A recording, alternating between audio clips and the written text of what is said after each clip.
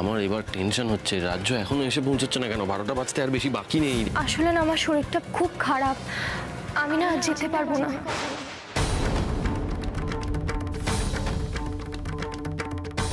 পারবে না মানে বৌদি ভাই, তুমি তো বড় বড় আমার মডেল হয়ে এসছো, আজকে তো প্রেজেন্টেশন। কি হয়েছে গো তোমার? মানে একদমই কি আসতে পারবে না? আচ্ছা শোনো না তিতির, আমার শরীরটা না বড্ড খারাপ লাগছে, আমি না কথা বলতে পারছি না, আমি রাখছি। হ্যাঁ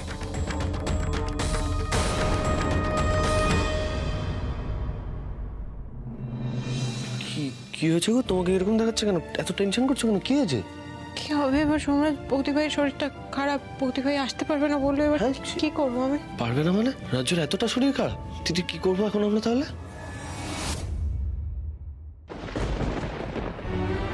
কি বললো তিতির? ওই তো আসলে মা, আমি তো ওর সব সময় মডেল হতাম, সেটাই বললো। মা ওকে না বড্ড প্রবলেমে ফেলে দিলাম জানো তো। তিতির একটু শরীর খারাপের সময় তোমার মাথায় হাত বুলিয়ে দিল আর তুমি সব ভুলে গেলে। তুমি ভুলে যেও না বেটা যে তিতিরের জন্য তোমার মাকে জেলে থাকতে হয়েছে। তুমি ওকে হেল্প করবে না, কথা দাও, কথা দাও বেটা।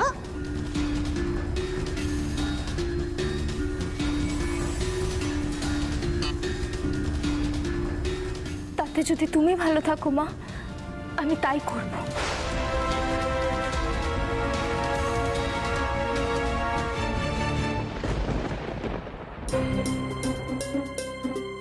তিতির বসু, এবার আপনার টার্ন। তাড়াতাড়ি মডেলকে নিয়ে ভেতরে যান।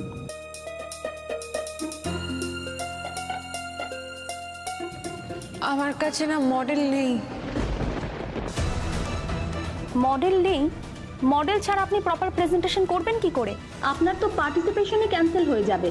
আপনার কাছে কি মডেল আছে? তাহলে আমি তাকে এই কস্টিউমটা পরিয়ে তাহলে আমার ডিজাইনটা প্রেজেন্ট করতে পারি। না, সেটা তো নেই। আমি একটু ওয়াশরুম যাবো, ওয়াশরুম থেকে আসছি। এইদিকে। দিদি দিদি বলছি বলছি তোমার তোমার কি শরীর খারাপ লাগছে খুব? তাহলে চলো চলো, আমি আমি নিয়ে যাচ্ছি তোমাকে। হ্যাঁ আমি না এখন বুঝতে পারছি আমার এখানে তোমাকে কমপ্লিট করতে বলাটা উচিত হয়নি, ভেরি সরি। ঠিক আছে, তো তো আমরা চলে যাবো, আমরা বাড়ি চলে যাবো, আমরা এখানে থাকবো না। কি করবো থেকে? আমরা কমপ্লিট তো করতে পারবো না, আমাদের কাছে মডেল নেই, তাই না? হ্যাঁ তুমি তুমি ওয়াশরুম থেকে বেরিয়ে এসো, আমরা আমরা চলে যাবো। তুমি একটু ওয়েট করো, আমি আসছি। হ্যাঁ তুমি এসো, আমরা বাড়ি চলে যাবো। Good morning.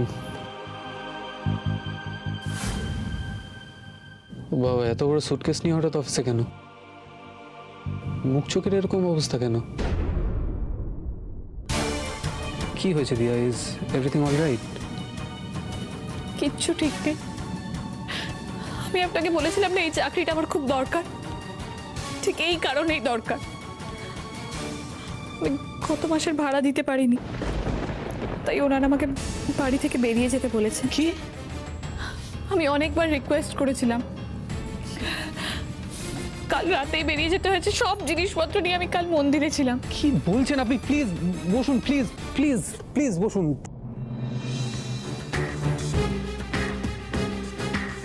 আচ্ছা, কাল রাতে এত কিছু ঘটে গেল, আপনি একবার জানালেন না কেন? একা সবটা হ্যান্ডেল করা যায় নাকি? আপনাকে আর কত বিরক্ত করব বলুন তো? আপনি তো পদে পদে আমাকে হেল্প করছেন। আমার আর কোনো হেল্পের দরকার নেই, আজকেও আমি রাস্তাতেই কাটিয়ে ফেলবো। রাস্তায়?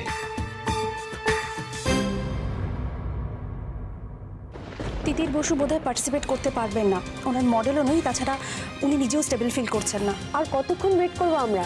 উনি ছাড়া আরো অনেকে আছে। তিতির বসু এসে গেছে, ক্যান্সেল করবেন না প্লিজ।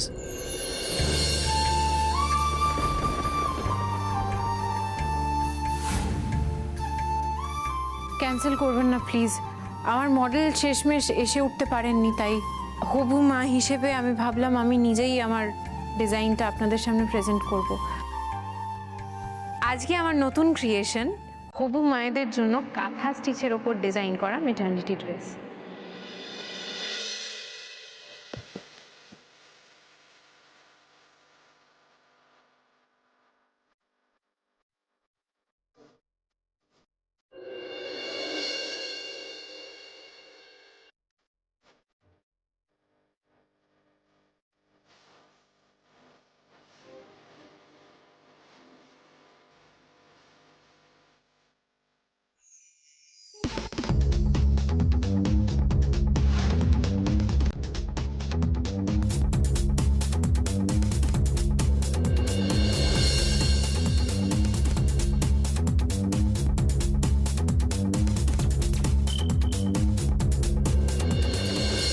বিবি রাসেল এবং আরও ডিজাইনাররা আছেন যারা নিজেদের ডিজাইন করা ড্রেস নিজেরাই পরে শোকেস করেন। আর এই মুহূর্তে দাঁড়িয়ে এই ম্যাটারনিটি গাউনের জন্য আমার থেকে পারফেক্ট বোধ হয়ে আর কেউ ছিল না। আর এই ডিজাইনটার ব্যাপারে যদি কিছু বলতে হয় তাহলে আমি বলতে চাই এটা পুরোটাই কটন বেসড, যাতে এই গরমে হবু মায়েদের সাজতে গিয়ে কোনো রকম কোনো অসুবিধা ফেস করতে না হয়। এবং কাঁথা স্টিচ ইউজ করা হয়েছে কারণ কাঁথা স্টিচের সঙ্গে আমাদের দেশীয় অনেক ভাবনা চিন্তা জড়িয়ে রয়েছে, তাই হবু মায়েদের নতুন করে সুন্দর করে সাজিয়ে তোলার জন্য এই কাঁথা স্টিচের ম্যাটারনিটি গাউন। বেশ, আপনি ওয়েট করুন, এবারে সবার রেজাল্ট জানাবো আমরা। Thank you. Thank you. কি রে, আবার কান্নাকাটি করছিস? ভুলে যা না রে, এতদিন তো তোর পড়াশোনাটাই ধ্যান জ্ঞান ছিল, আবার পড়াশোনাটাকেই জীবন করে নে। শুধু শুধু এই বাজে ছেলেটার জন্য অভি বাজে ছেলে না মা, অভি বাজে ছেলে নয়। আজকে আমার সম্পর্কটা একমাত্র মেজদির জন্য ভেঙেছে, আর কিন্তু কোনো কারণ নেই। তিতিরকে কেন দোষ দিচ্ছিস? তিতির কি করেছে? অভি তো নিজের মুখেই বললো ও বিপস মেয়েটাকে বিয়ে করতে চায়। বলেছে, এই কথাও বলেছে মা, কিন্তু এই কথাও বলেছে মেজদির ওপর রাগ করে আমাকে কষ্ট দেওয়ার জন্য। কিন্তু অভি তো জানেই না যে আমার কষ্টে মেজদির জাস্ট কিচ্ছু যায় আসে না। স্বার্থপর হয়ে গেছে মা মেজদি, স্বার্থপর হয়ে গেছে ও। নিজের ঘর সংসার বর নিয়ে খুব আনন্দে আছে, খুব ভালো আছে। তুই বলতে পারলি এ কথা?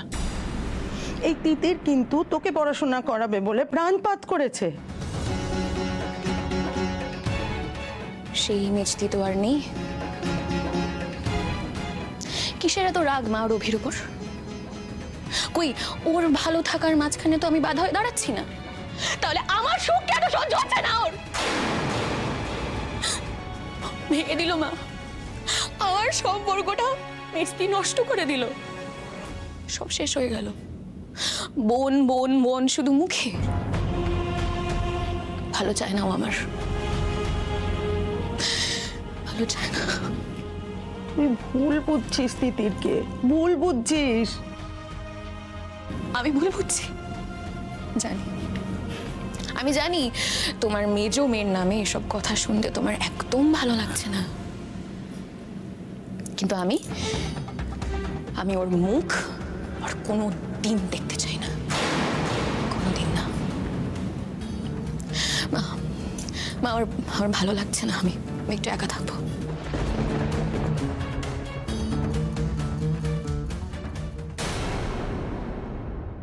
সাবধানে। বলছি তুমি কি একটু জল খাবে? না না, জল লাগবে না, জল। তুমি একটু দাঁড়াও তো। এক্সকিউজ মি ম্যাম, বলছি ওই যারা পার্টিসিপেট করলো আর কি, তাদের রেজাল্টটা কখন অ্যানাউন্স হবে? জানতে পারলে আপনাকে জানাচ্ছি। বেশ, ঠিক আছে। শোনো না, বলছি তোমাকে এরকম দেখাচ্ছে কেন? টেনশন করো না প্লিজ, কি হয়েছে বলো না। করবো না টেনশন। কি হলো বলো তো সোমরাজ, তোমার কাছে মডেলও নেই, কিরকম একটা প্রেজেন্টেশন হলো, জাজরাও খুব একটা খুশি ছিলেন না, আমাকে মনে হয় ডিসকোয়ালিফাই করে দিয়েছে। না না, ভালো হবে, সব ভালো হবে। দেখো এত টেনশন করো না দিদি, সব ভালো হবে, আমি বলছি শোনো। ওকে, আচ্ছা ডিজাইনাররা একটু শুনবেন, আপনারা সবাই এদিকে আসুন। এরপর রেজাল্ট ডিক্লারেশন করা হবে, আপনারা প্লিজ একটু ভেতরে যান।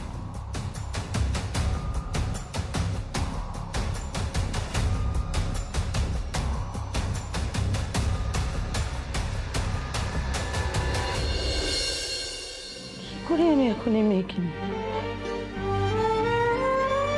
ওকে যে কিছু বোঝাবো তো সেই অবস্থাতেই নেই।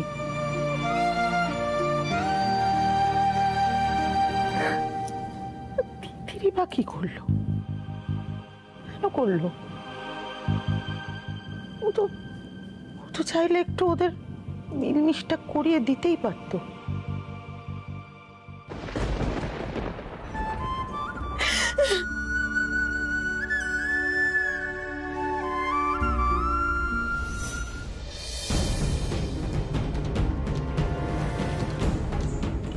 এটা এটা মায়ের ঘুমের ওষুধ না?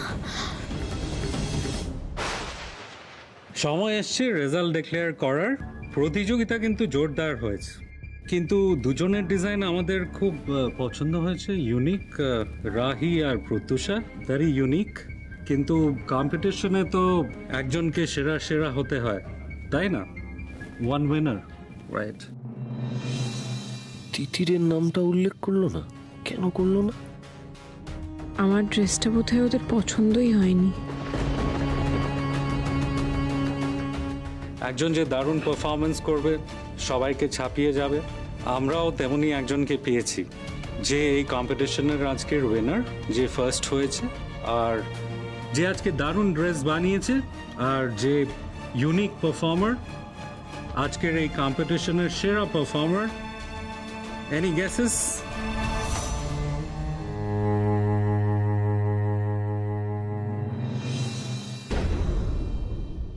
সে আর কেউ নয়, সে হলো তিথির বসু, আজকের সেরা পারফর্মার।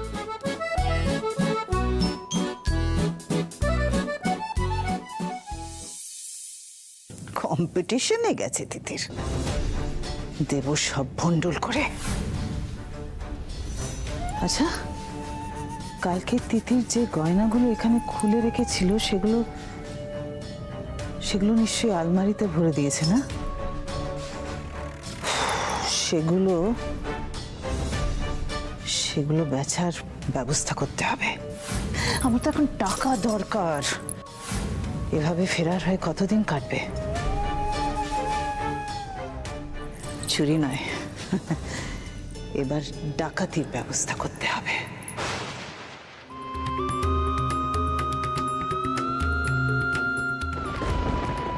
Hello madam. হ্যাঁ, হ্যালো, শোনো, ব্যানার্জি বাড়িতে ডাকাতি করতে হবে। দিনক্ষণ সব আমি বলে দেব, আর আমার 60% শেয়ার।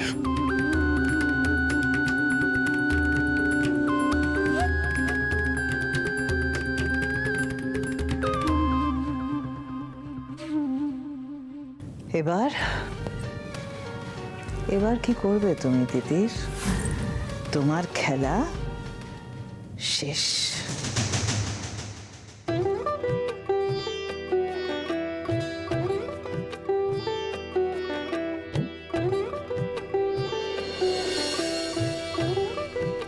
আমি জানতাম আমি আমি আমি আমি তো বলেছিলাম দিদি, তুমি পারবে, তুমিই পারবে। তুমি যদি আমায় জোর না করতে, আজকে এই দিন আমার জীবনে কোনোদিন আসতো না। Thank you. তিথির বসু, আপনাকে এখানে আসার জন্য রিকোয়েস্ট করছি। ডাকছি তোমাকে, যাও। কনগ্রাচুলেশনস। Thank you. আপনি দারুণ কাজ করেছেন, সত্যিই তো। নতুন মা, হবু মা, তাদের তো ইচ্ছেই করে নিজেদের সাজাতে। And your performance is unique. আরও একটা কথা, স্টিচিং তো আমাদের নিজস্ব কাজ, আপনি সেটা এগিয়ে যান। আর আমরা তো বলেছি যে আপনার একটা শোরুম কাম আপনার ব্র্যান্ড আমরা তৈরি করব, সেটার জন্য আমরা পরে কথা বলে নিচ্ছি। থ্যাংক ইউ সবাইকে, অসংখ্য ধন্যবাদ। আজকের এই সম্মানটা পাওয়ার পর যার কথা না বললেই নয়, সে হচ্ছে আমার হাজব্যান্ড সোমরাজ ব্যানার্জি। আজকে ও যদি না থাকতো তাহলে এই কম্পিটিশনে আসার সাহসটাই আমি জুটিয়ে উঠতে পারতাম না। এক কথায় বলতে গেলে আমাকে জোর করে ঠেলে ও কম্পিটিশনে পাঠিয়েছে, আমাকে বিশ্বাস জুগিয়েছে দিনের পর দিন যে আমি পারবো। আর আজকে এই জিতটার পুরো ক্রেডিটই সোমরাজের। Thank you so much everyone. Thank you.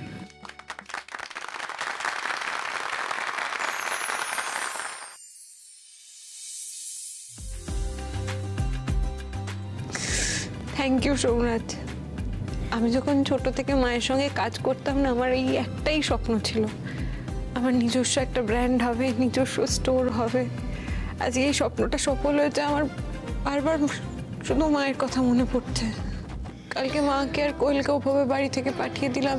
আমি একবার ঘাটালে যেতে চাই, সোমরাজ আমার সঙ্গে যাবে? মাকে এই খুশির খবরটা দিতে যাবে? নিশ্চয়ই যাবো, নিশ্চয়ই। চলো এসো। একটা ফ্যাশন ডিজাইনিং কম্পিটিশনে জিতে গেছি, দেখো ট্রফিটা। ওরা বলেছে আমার ব্র্যান্ড প্রমোট করতে সাহায্য করবে, আমার নিজস্ব একটা স্টোর হবে। মা কি ভালো হবে না? কি হয়েছে মা তোমার? কোনো কথার উত্তর দিচ্ছ না। তোমাকে এত ভালো একটা খবর দিতে এত দূর এলাম আমি, কি হয়েছে তোমার?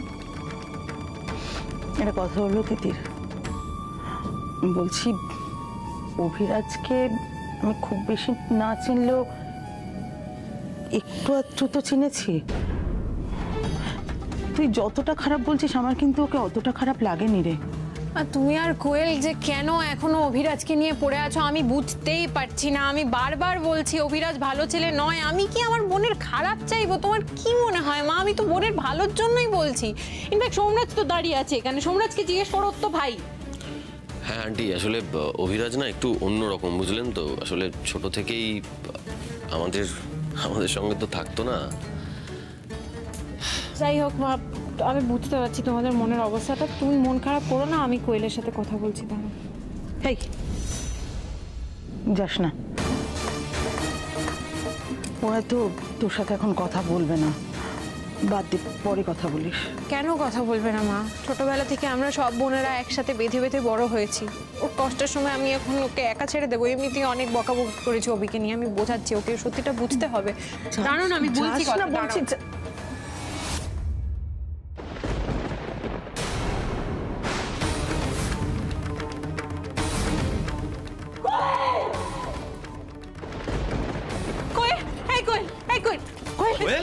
কোয়েল, কি হচ্ছে? কোয়েল, আমার মনে হচ্ছে ঘুমের ওষুধ খেয়ে নিয়েছে। ঘুমের ওষুধ কেন?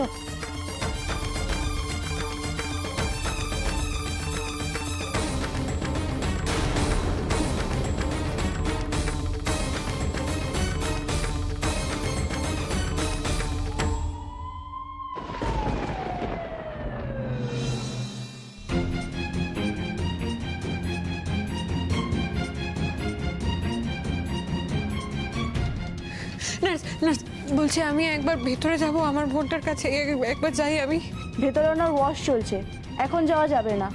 আর আপনাকে দেখে মনে হচ্ছে তো আপনি প্রেগনেন্ট, এই অবস্থায় না যাওয়াই ভালো। প্লিজ আমি একবার আমার বোনটার কাছে যাই না। আমার বোন, ওর থেকে আমার কোনো ক্ষতি হবে না। প্লিজ আমি একবার যাই না, আমি গেলেও সুস্থ হয়ে যাবে। প্লিজ আমাকে একবার যেতে দিন না প্লিজ। আমি ভেতরে যাই, আপনাকে এসে খবর দিচ্ছি। আমি একটা বার দিদি তুমি প্লিজ শান্ত হও। আমি বলছি শোনো, কোয়েল সুস্থ হয়ে যাবে।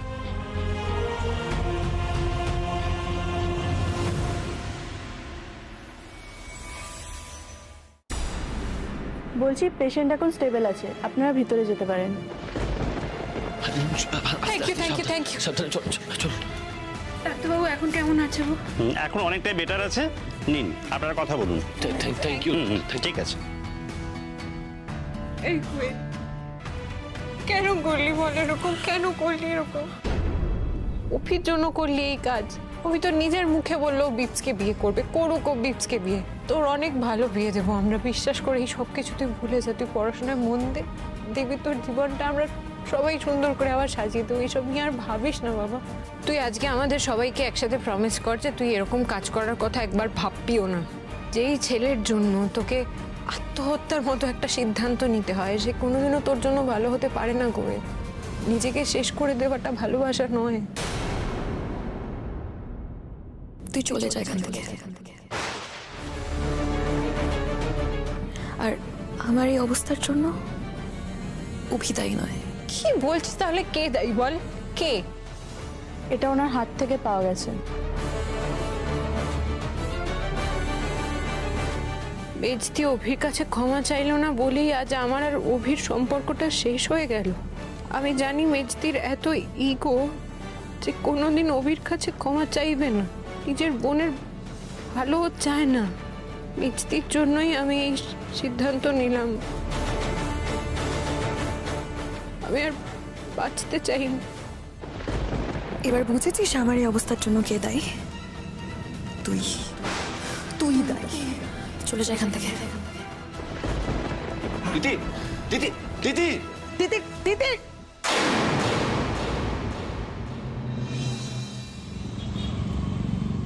আমার ছোট্ট বোনটা এত বড় কবে হয়ে গেল সোমরাজ?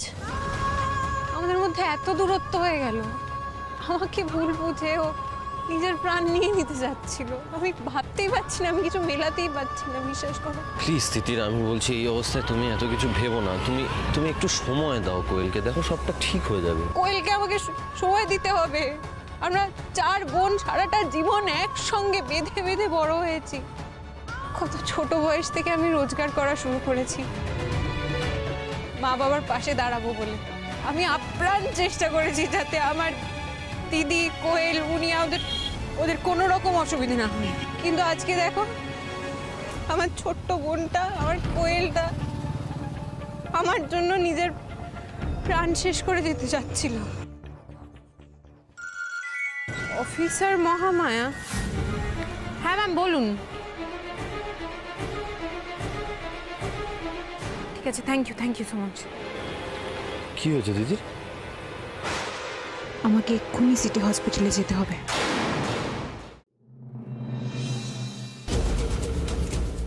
নমস্কার, দোয়েল ব্যানার্জি নামে কেউ এই হসপিটালে এসেছেন? পেশেন্ট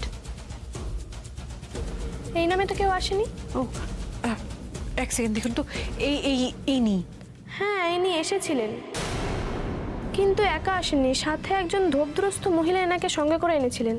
মহিলা? ইনি? হ্যাঁ, ইনি তো এনেছিলেন। এখানে মালিনী ব্যানার্জি। আচ্ছা, কি হয়েছিল ওনার? আপনি জানেন কিছু? কেন এসেছিলেন? সেটা তো ঠিক বলতে পারবো না, তবে ডক্টর বিশ্বাসের সঙ্গে দেখা করতে এসেছিলেন যতদূর মনে পড়ছে। ডক্টর বিশ্বাসকে কোথায় পাবো? এগিয়ে গিয়ে ওনার চেম্বার। আচ্ছা, থ্যাংক ইউ। নমস্কার ডক্টর বিশ্বাস, আমার নাম তিতির বসু। আমার আপনার সঙ্গে খুব ইম্পর্ট্যান্ট একটা কথা আছে। কি ব্যাপার, আপনি এরকম ভাবে ভিতরে চলে এলেন? আপনার কি কোনো রকম অ্যাপয়েন্টমেন্ট ছিল? না, আমার কোনো অ্যাপয়েন্টমেন্ট নেই। আপনি শুধু আমাকে একটা কথা বলুন, আমি চলে যাব। দেখুন তো, একে চিনতে পারেন?